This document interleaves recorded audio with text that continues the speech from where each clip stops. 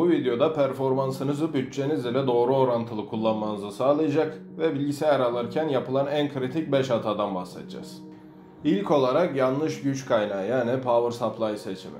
Sisteminizde kullanacağınız tüm bileşenleri belirlediniz ve bunların TDP değerlerine bakarak maksimum yükte kaç watt kullanacağını hesapladınız. Bunu hesaplamak için internette Power Supply Calculator yazıp çeşitli siteleri kullanabilirsiniz. Örneğin sisteminizin tam yükte 500 watt çekeceğini hesapladınız. Power Supply'da bu sisteme 500 watt güç aktarabilecek şekilde seçmeniz gerekmekte. Güç kaynaklarının üzerinde yazan watt değerleri onların bilgisayarınıza aktarabileceği güç değil, prizden çekebileceği maksimum güçtür aslında.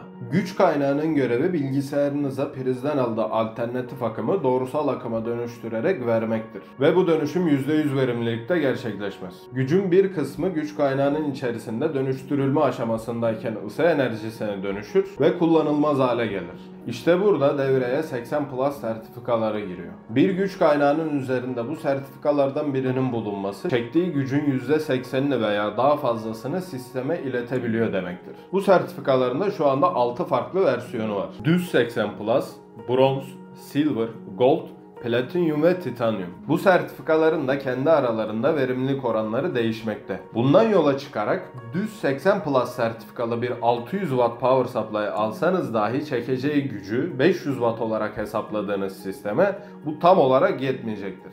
Çünkü 600 Watt'ın %80'i 480 Watt'a tekabül ediyor. Geldik listemizin ikinci sırasına. Belki de sistem toplarken en sinsi, performansınızı en çok baltalayacak olan hata, RAM seçimi. Diyelim ki bütçeniz kısıtlı ve 16 GB RAM almak istiyorsunuz. Burada da bütçenize en uygun olan 16 GB tek modül bir RAM alıp geçebilirsiniz. Ama geçmeyin. Ne fark eder? Her türlü 16 GB deyip geçeceğiniz şey aslında çok şey fark eder. Bilgisayarın çalışma mantığını bir otoyol gibi düşünün. Tek modül RAM kullandığınızda verilen işlemciye tek şeritli bir yoldan gitmeye çalışır. Trafik sıkışır, veri akışı yavaşlar. Ama aynı 16 GB'ı 2 tane 8 GB şeklinde alıp çift kanal olarak takarsanız otoyolu 2 şeride çıkarmış olursunuz.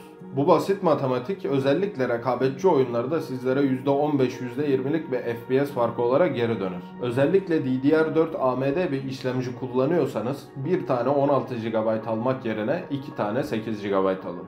Nokta. Bitmedi, RAM seçiminde yapılabilecek ikinci bir hata daha var.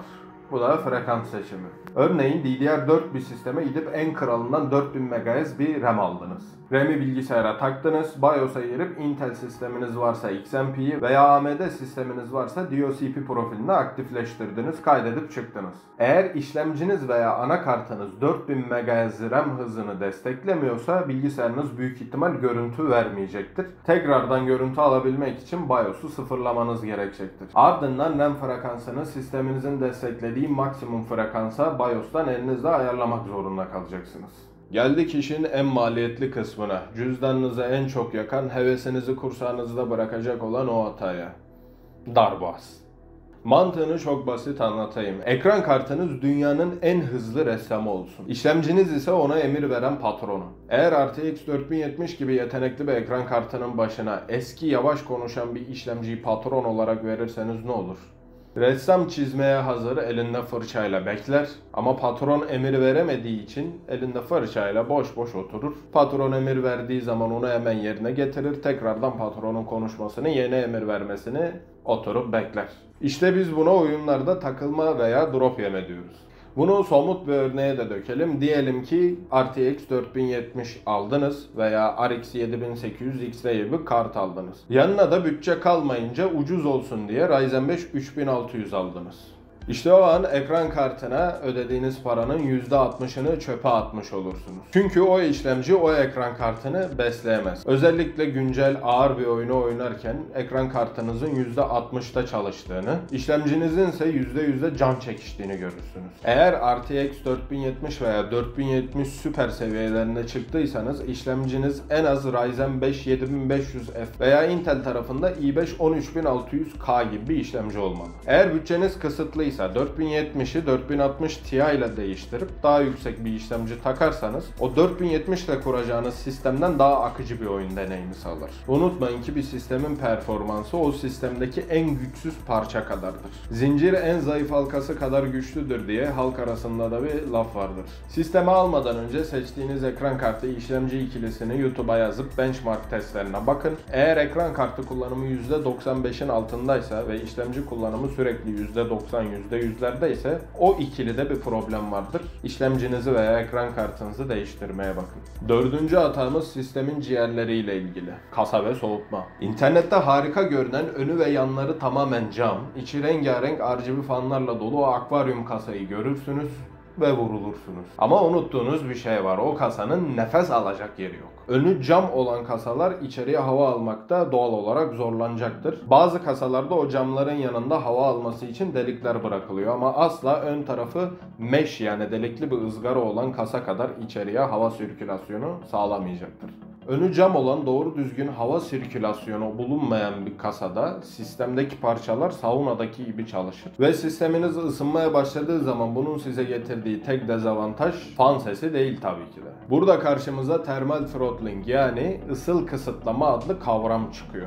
Bu işlemciniz veya ekran kartınızın tehlikeli sıcaklıklara ulaştığı zaman genelde bu 90-95 gibi bir değer olur. Kendini yakmamak için otomatik olarak gücünü kısıtlar yani yavaşlar. Siz FPS'im düşüyor dersiniz. Bilgisayarınızda çok ısındım biraz soğumam lazım der. Yani en pahalı işlemciyi de alsanız soğutamazsanız performansı çöp olur. Bir diğer konu ise işlemcilerin stok fanları. Eğer giriş seviyesi bir işlemci kullanmıyorsanız işlemcilerin kutusundan çıkan o minik fanlara güvenmeyin. Özellikle orta segment fiyat performans işlemciler veya bunlardan daha güçlü işlemciler yük altına girdiği zaman ciddi miktarda ısınırlar.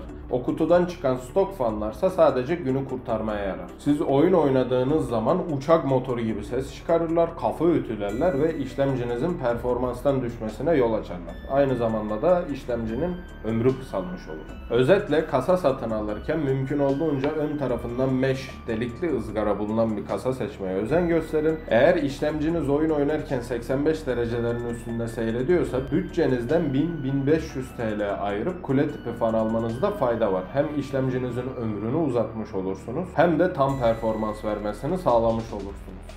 Son maddemizde ise bütçe sıkıştığında genelde ilk kurban edilen parçalardan biri olan anakart var. Ama ne olacak parçaları birbirine bağlıyor sonuçta deyip bir seçim yaparsanız olmaz. Bir sistemin temeli anakarttır. Eğer temel çürük olursa fazla kart çıkamazsınız. Bugün ucuz diye giriş seviyesi bir anakart alırsanız o anakart ileride sizin başınıza bela olabilir. RAM takviyesi yapmak isterseniz anakartın slot sayısı yetmez. Depolama alanına ihtiyacınız olduğunda fazladan M.2 SSD takabileceğiniz slot bulamazsınız. Veya işlemcinizi yükseltmek istediğiniz zaman anakartın güç beslemesi yetersiz kalır. O yeni alacağınız işlemciden de doğru düzgün performans alamazsınız.